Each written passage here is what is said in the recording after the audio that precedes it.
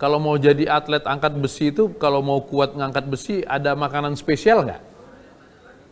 Sebenarnya yang pasti spesial sih enggak, tapi tetap ya yang bernutrisi itu wajib gitu kan, karena memang nggak bisa dipungkiri untuk menambah tenaga, asupan nutrisi buat ototnya itu pasti ada gitu kan. Nah kalau saya dulu mungkin selama di apa namanya pelatihan lagi junior gitu kan, tapi dibanyakin ke putih telurnya untuk tambahan nutrisi apa proteinnya karena Ya. memang mungkin anggaran yang terbatas gitu kan. Kalau untuk daging mungkin terlalu tinggi kan, jadi dimanfaatkan pakai putih telur. Nah, kalau masih remaja atau junior seperti itu, kemungkinan kan untuk kelas berat badan itu kan belum ditentukan kan, Mas gitu. Kalau sekarang mungkin sudah ditentukan harus kelas berapa. Kalau dulu mungkin saya masih apa namanya nggak ditentukan kelas, jadi yang penting berkembang terus gitu, prestasinya berkembang terus. Setelah sudah dapat patokannya untuk internasional baru tentukan kelasnya gitu sih. Nah Ya. mungkin kalau untuk nutrisi yang lebih baiknya mungkin di sini ada Bu Emil yang bisa menjelaskan Itu semuanya sih. dia, oke. Karena Mas Eko sudah menyebutkan Tapi saya ada, tahu Eko makan apa yang paling banyak saya tahu. apa itu, Pasti apa itu? makan hati. Apa? Makan hati dulu. Makan hati. Kalau Udah ini disinggung. Iya, udah disinggung tadi sama Eko, ada Mbak Emil, sport nutrisionis di sini. Mbak Emil, kalau yang kata Pak Okto tadi, makan hati cukup kuat untuk bisa menjadikan kita sebagai seorang olimpian. Silakan, Mbak Emil. Makan hati sih menurut saya modal ya, karena itu harusnya menjadi motivator terbesar gitu ya. Jangan pernah give up, karena at the end of the day untuk jadi juara, yaitu pantang mundur. Keep moving on, keep believing. Makan hati, sometimes it happens, but that's okay. Oke, Yes. ya. Itu kan makan hati istilahnya Pak Okto aja ya. Kalau makanan yang cocok sekali untuk atlet itu apa? Jadi begini Mas Latif, kalau kita bicara mengenai atlet, kita harus melihat juga bahwa makan untuk atlet itu tidak sama seperti kalau kita makan untuk orang rata-rata. Jadi atlet makan bukan untuk sekedar rasa, selera, saya suka ini, saya tidak suka ini. Tapi atlet harus bisa melihat makanan sebagai alat. Tubuh saya butuh apa nih saat ini? Saya sedang dalam fase periodisasi apa? Peak performance-nya kapan, apa yang saya inginkan, masalah yang saya hadapi itu apa, makanan apa yang bisa fix the problem. Jadi makan itu nutrisi untuk seorang atlet, it's not a matter of cuman makan 3 kali sehari ditambah snack pagi, siang, dan sore. Tapi it's a matter of apa yang dimakan, berapa banyak dimakannya, dan kapan dimakannya. So nutrisi agak slightly different, makanya saya selalu menyebutkan bahwa makan untuk seorang atlet kita tidak lagi sebut sebagai meal plan, tapi sebagai functional meal plan. Ada fungsinya. Tergantung cabang olahraganya. Jadi nggak cukup 4 sehat 5 sempurna aja nggak cukup ya? No, 4 sehat 5 sempurna landasan yang ideal, tapi dari situ kemudian harus diformulasikan. Karena contohnya nih untuk angkat besi, tidak akan sama satu atlet dengan atlet yang lain. Ya, pertama ada kelasnya, kemudian ada fokus latihannya, kemudian ada sejarah cederanya, kemudian apa yang diinginkan, usianya berapa, itu menjadi salah satu faktor yang nantinya akan dirangkum menjadi formula yang dihasilkan kemudian makanan yang dikonsumsi setiap hari. Kok saya dengarnya ruwet ya Mbak Emil ya? Yes, tidak sesederhana itu. Makanya tadi kan TikTokers banyak nih yang bertanya gitu ya, bagaimana caranya menjadi seorang Olimpian? Well, let me tell you, menjadi seorang Olimpian, kenapa Eko adalah pahlawan yang sesungguhnya? Menjadi seorang Olimpian adalah kita cuma tahu Eko, waduh Eko bertanding di Olimpiade. Eko itu bertanding every single day for the last berapa tahun. Itu yang tidak dilihat oleh masyarakat kita. Itu yang kita harus reward. Itu kenapa untuk tadi seperti Pak Okto katakan, untuk kualifikasi di Olimpiade saja itu adalah sebuah kemenangan. Kenapa? Menandakan konsistensi melakukan hal kecil, konsisten, disiplin setiap hari, walaupun tidak ditepuki orang, walaupun tidak diketahui oleh masyarakat besar. Oke. Jadi tidak terlalu mudah. Terus terang sebelum ini saya selalu beranggapan bahwa kalau mau jadi juara itu ya latihan yang keras. Kalau makan itu hanya untuk menjaga jangan melewati berat. Misalnya kelas 56 berarti kan berat kita harus 56. Ternyata banyak sekali persyaratan-persyaratan lain ya Mbak Emil ya?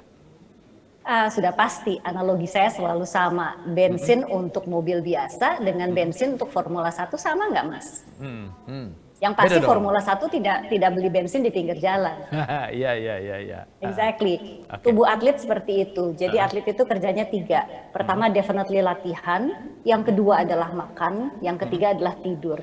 Oke. 3 ini harus dilakukan secara konsisten dan benar. Oke. Tadi Eko bilang waktu dia muda dulu, ekonomi belum baik, otomatis kan makanan yang dikonsumsi juga tentu tidak dengan bergizi seorang atlet yang baik. Ada nggak sih makanan-makanan yang mudah didapat tapi gizinya bagus?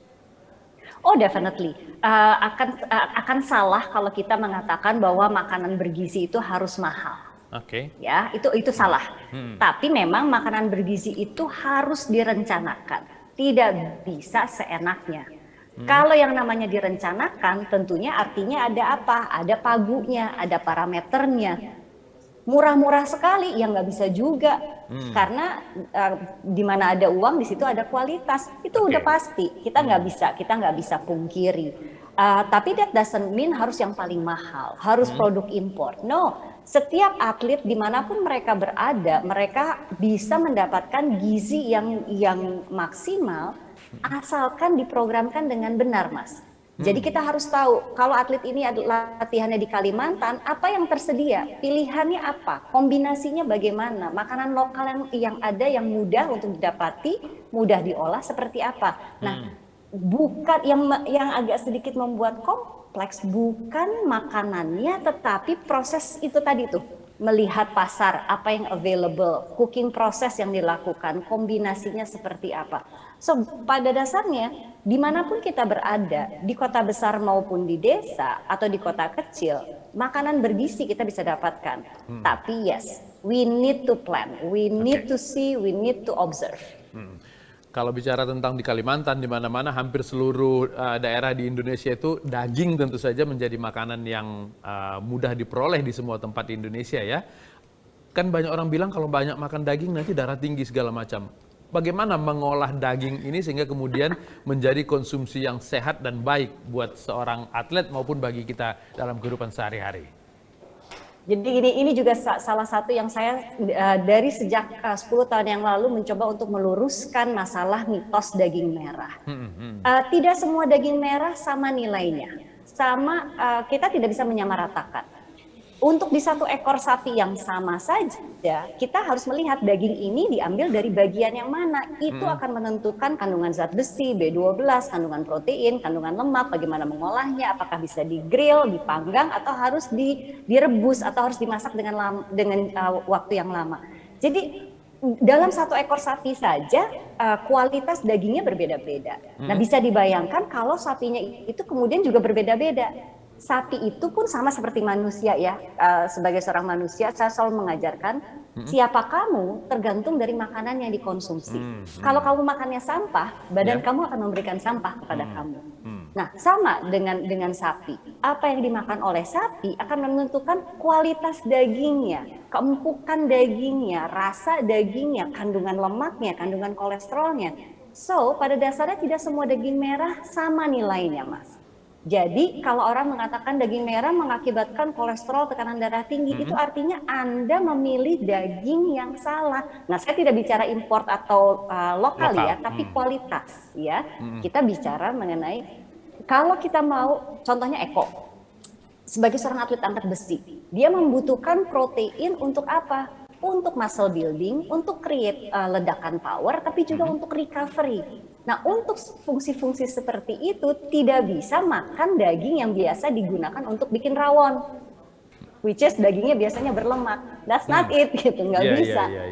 Tapi untuk Eko harus daging yang lebih kandungan lemaknya rendah. Misalnya nih daging di bagian khas dalam atau tenderloin ya, bahasa ininya kerennya.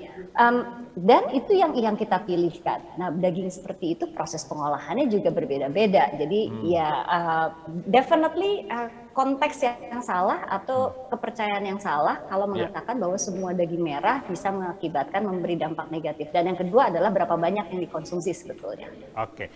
Apa saja sih kandungan nutrisi di daging itu tergantung tempat-tempatnya, mungkin di buntut, di kaki, di apa segala macam, itu beda-beda nutrisinya? Nutrisinya sama, jumlahnya beda-beda. Ya, jadi contohnya nih, kalau kita bicara mengenai daging khas dalam dibandingkan dengan buntut, per 100 gram jumlah proteinnya berbeda. Daging khas dalam per 100 gram itu kandungan proteinnya bisa sampai 25 gram. Tapi kalau di buntut paling-paling 4, 5, 6 gram, that's it gitu. Jadi definitely komposisinya yang agak berbeda. Oke. Tapi semua bagian dari daging itu nutrisinya untuk seorang atlet bisa dikonsumsi ya? Mau atlet apapun? Saya tidak anjurkan makan sop buntut sih. Sop buntut nanti kalau sudah dapat medali emas, kita rayakan dengan mengkonsumsi sop buntut. Gitu Mas. Coba kita tanya Mas Eko. Mas Eko ini suka makan daging nggak? Iya, ya, yang pastinya demi untuk perkembangan prestasi kita ya wajib ya, harus gitu. Nggak ada namanya nggak doyan gitu, karena seperti Bu Emil bilang bukan masalah rasa gitu kan, karena kebutuhan untuk badan kita sendiri gitu loh. Apalagi kita olahraga yang lumayan ngeluarin tenaga yang ekstra, dan kita butuh muscle, otot, recovery gitu kan, karena kita yang ibaratnya kita latihan dengan beban yang lumayan berat dan kita harus lompat, belum persendian kita gitu, jadi recovery-nya kan harus maksimal juga, makanya makan, istirahat, dan latihan bagus itu wajib itunya gitu loh. Masalah nutrisi ya seperti itu, seperti yang dijelaskan Bu Emil tadi gitu, karena 3 komponen itu harus dimaksimalkan gitu. Itu katanya tadi makan seorang atlet itu tidak harus enak, tapi harus sesuai dengan kegunaannya. Berarti Mas Eko ini udah lama gak makan enak? Ya paling setelah bertanding baru kita lepas, mau makan apa aja boleh. Memang untuk persiapan mungkin dalam 2 minggu sekali, mungkin cheating boleh lah sekali gitu kan, setiap hari gitu. Yang pasti itu perlu diralat dikit tuh Mas. Makanan sehat itu harus enak. Itu prinsip saya. Makanan sehat harus enak. Karena kalau tidak enak, kalau saya sendiri sebagai ahli gizi nggak mau makan makanan yang saya berikan kepada atlet saya, that's nonsense. Itu nggak benar artinya. Ya, jadi makanan sehat, it has to be good. Oke. Makanan yang enak banget saya ngewakilin kok, tenang aja. Itu dia. Kita bagi kerja ya Mas Okto ya. Jadi makanan bergizinya untuk Eko, makan enaknya untuk Pak Okto ya. Karena ini mungkin trik saya juga buat atlet-atlet, bukan cuma Eko. Itu boleh ditanya sama atlet yang lain. Saya suka menampilkan makanan-makanan enak. Ini saya bilang ini rewardnya kalau kamu udah menang, ya kan? Gitu. Jadi mereka tuh, karena atlet ini kan rata-rata kan jaga dietnya mereka kan. Gitu. Dan Eko bilang reward terbesarnya itu selesai tanding dia boleh makan kan gitu. Kalau saya terus. Ya dulu juga pernah sih di 2016 kan waktu jadi CDM gitu kan. Kita lagi belum tanding, kita masih persiapan, dibawanya rendang ini kan. Jadi ya gimana ya, kita nggak makan, ya pingin makan tapi naik. Pada akhirnya kita ambil daging, kita cuci pakai air panas, gitu. Baru kita makan dagingnya. Baik. Mbak Emil, Pak Okto, Mas Eko, ini bergabung bersama kita Pak Arya Sinulinga. Pak Arya, selamat. Mr. Arya Sinulinga. Pak Arya selamat sore. Halo Pak Okto. Pak Arya ini suka makan daging ini dia. Aduh, Om Arya ini makin gagah. Ya. Pak Arya, tadi kita cerita tentang makanan enak yang sehat. Kalau Pak Arya ini suka makanan apa? Kita tunggu diundang sama Om Arya aja makan apa. Ya kok, gimana kok? Itu diundang. Yang pasti makanan Indonesia lebih enak, makanan Indonesia, makanan Nusantara. Iya. Tentu saja untuk sehat itu kita perlu juga nutrisi yang baik, Mbak Emilia. Mbak Emilia, kalau di masa pandemi ini di luar daripada kita pengen berolahraga, tadi ada beberapa kali membahas tentang daging. Kalau daging merah ini sebetulnya untuk mengatasi melawan pandemi ini seperti apa fungsinya? Jadi kita kembali kepada daya tahan tubuh nih Mas. Kalau kita bicara mengenai pandemi, vaksinasi definitely it's a must. Buat saya is unnegotiable. Tapi at the end of the day kita juga harus mengerti bahwa tameng terakhir kita adalah imunitas kita sendiri. Nah kalau kita bicara mengenai daya tahan tubuh, kita bicara mengenai 2 komponen nutrisi yang ada di daging merah. Pertama protein. Imunitas kita terbuat dari protein. Sedangkan daging adalah salah satu sumber kalau bukan yang terbaik protein yang ada adalah di dalam daging. Kemudian yang kedua, di dalam daging merah ada yang namanya zinc atau seng. Itu adalah mikronutrisi yang dibutuhkan dalam jumlah yang sangat kecil, tetapi zinc ini punya peranan besar untuk imunitas.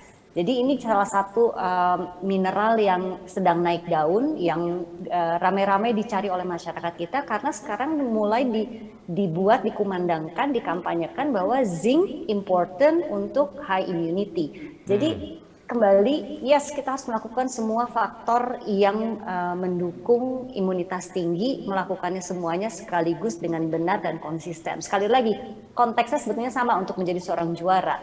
Kita harus melakukan semua PR-nya secara konsisten, terus-menerus, karena itu yang kemudian akan membawakan hasil. Jadi kalau kita bicara mengenai pandemi, daging merah bukan satu-satunya. Tapi salah satu makanan bergizi, again saya harus garis bawahi daging merah yang seperti apa ya. Kalau kualitasnya jelek, kandungan lemaknya tinggi, proses pengolahannya juga tidak benar, dan bukan itu yang saya maksudkan. Jadi be very careful daging merah seperti apa, diolah seperti apa, dikonsumsi dalam jumlah seperti apa. Jadi menjadi salah satu cara kita untuk meningkatkan daya tahan tubuh di masa pandemi seperti ini.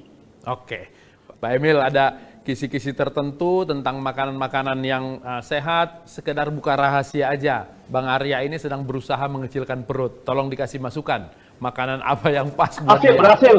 Udah berhasil nih. Tuh berhasil katanya. Gampang. Kalau mau ngecilin perut Bang Arya gampang. Apa itu? Uang makannya kita kirim ke kita aja. Pasti perutnya kecil. Ya, silakan Pak Emil. Yes, jadi gini, approach yang kita harus mulai rubah adalah bahwa yang namanya nutrisi is very personal. Kita tidak bisa menggunakan satu program umum yang menghasilkan dan mengharapkan hasilnya sama dari satu individu ke individu. Kunci dari keberhasilan sebuah program adalah dengan melakukan proper assessment. Kita siapa? Usia kita berapa? Kita laki-laki atau perempuan, aktivitas fisiknya bagaimana, siklus tidurnya seperti apa. There is so many assessment, dan assessment itu harus dilakukan dengan benar sebelum program bisa dilakukan atau dibentuk sesuai dengan tujuannya. Jadi I think my recommendation atau kalau saya boleh membantu masyarakat untuk sedikit berubah pola pikir, jangan pernah ikut-ikutan pola makan orang lain. Kenali diri sendiri, tentukan apa yang baik untuk Anda, lakukan dengan benar, konsisten. Hasil tidak datang dalam 1 hari, tapi hasil akan datang apabila prosesnya kita lakukan. Oke. Terkait jenis makanan, kan tadi kita ngomongin daging kalau sama Mbak Emil ini, memilihnya itu seperti apa? Supaya yang kita konsumsi itu jadi sehat, bukan menjadi bikin perut kita jadi gede. Oke, ini sekali lagi merubah pola pikir ya. Artinya gini, banyak orang bicara, oh daging merah tidak sehat. No, wait a minute, daging merah yang seperti apa? Yang kedua adalah, daging merah itu boleh, kalau sehat berarti kita boleh makan banyak ya. Nah itu konteks cara berpikir kita, Mas. Banyak dari masyarakat kita yang masih berpikir kalau gue suka dan itu bagus, semakin banyak semakin bagus. That's not true. Tetap aja ada takarannya. Ya, jadi kalau kita kembali lagi bicara mengenai what is my balanced diet, balanced diet itu adalah yaitu menggunakan pilihannya, menentukan pilihan yang benar, cari yang kandungan lemaknya tidak terlalu tinggi. Kalaupun sekali-sekali saya mau makan wagyu, boleh nggak? Ya boleh, tapi tentukan kapan dan berapa banyak dan berapa sering. So at the end of the day, perseringlah makan makanan yang kandungan lemaknya rendah. Tidak mengatakan tidak boleh, but diperjarang. Karena to be honest with you, orang Indonesia itu atau secara global sih, tidak spesifik dengan Indonesia. Kebanyakan dari kita sangat tidak suka untuk dibatas-batas. Gue suka kok, gue mau kok, mumpung masih sehat.